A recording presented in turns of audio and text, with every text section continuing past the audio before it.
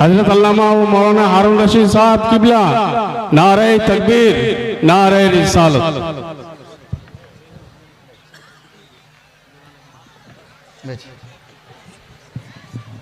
তো বাপ মায়ের কর্তব্য হলো নিজের সন্তান সন্ততিকে জাহান্নাম থেকে বাঁচাবে। বাপ নামাজ পড়ে, বেটা নামাজ পড়ে পড়ে বহু এইরকম নামাজি আছে কি নাই?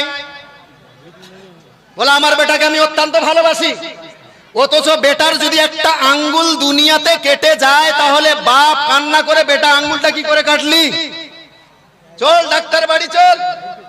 বাপ সহ্য করতে পারে না, কিন্তু বেটা দিনের দিন এই মোবাইলের পিছনে পড়ে নিজের জীবনটাকে ধ্বংস করে দিয়েছে, জীবন ধ্বংস করে দিয়েছে, বরবাদ করে দিয়েছে, জাহান্নামের লকড়ি হয়ে গিয়েছে।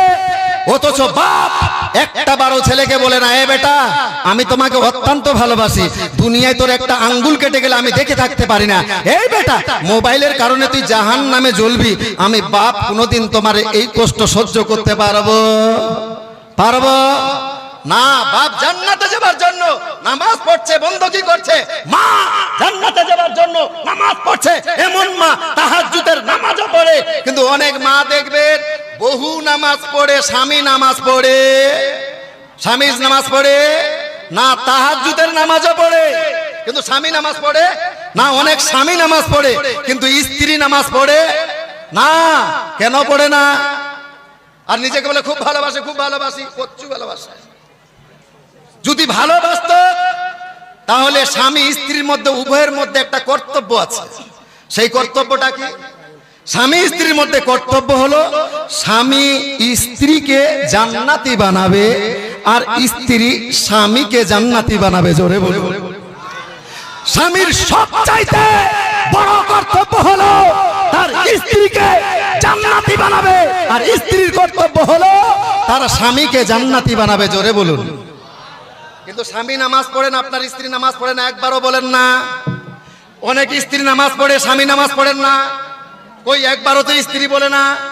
তার মানে ইচ্ছা হলো যে ওই স্ত্রী চায় না যে আপনি তার সঙ্গে জান্নাতে থাকেন। জোরে বলুন। যদি প্রকৃত আপনাকে ভালোবাসে তাহলে আপনার স্ত্রী বলতো, গাই উমুকের বাপ কেন নামাজ পড়ো না, কেন নামাজ পড়ো না, দেখো তোমাকে আমি খুব ভালোবাসি, তোমাকে ছাড়া আমি এক মুহূর্ত থাকতে পারবো না, সুতরাং এক কাজ করো না, আমি জান্নাতে যাওয়ার জন্য বন্দী করছি, নামাজ পড়ছি, আমি জান্নাতে থাকবো, আর তুমি এই ইবাদত না করার কারণে তুমি জাহান্নামের মধ্যে থাকবে, আমি তোমাকে ছাড়া থাকতে পারবো না। স্বামী, আমি তোমাকে যেইভাবে দুনিয়াতে ভালোবাসি না, আমার ইচ্ছা হলো আমরা মরার পরেও যেন স্বামী স্ত্রী হয়ে জান্নাতে থাকতে পারি। জোরে বলুন। সুতরাং আমি নামাজ পড়ে জান্নাতের রাস্তা পরিষ্কার করছি, আপনি পড়ছেন না। স্বামী, আপনারে আমি অত্যন্ত ভালোবাসি, কাল থেকে আপনাকে নামাজ পড়তে হবে, কিন্তু কই একবারও তো বলে না। আপনি বাবা মা নামাজ পড়েন, আপনার ছেলে 7 বছর বয়স হয়ে গেলে আপনার ছেলেকে নামাজের শিক্ষা দিতে হবে। 10 বছর বয়স হয়ে গেলে এইবারে ছেলে যদি নামাজ না পড়ে তাকে মারের ধমক দেখিয়ে, মারের হুমকি দেখিয়ে তাকে নামাজ পড়াতে হবে। কিন্তু কই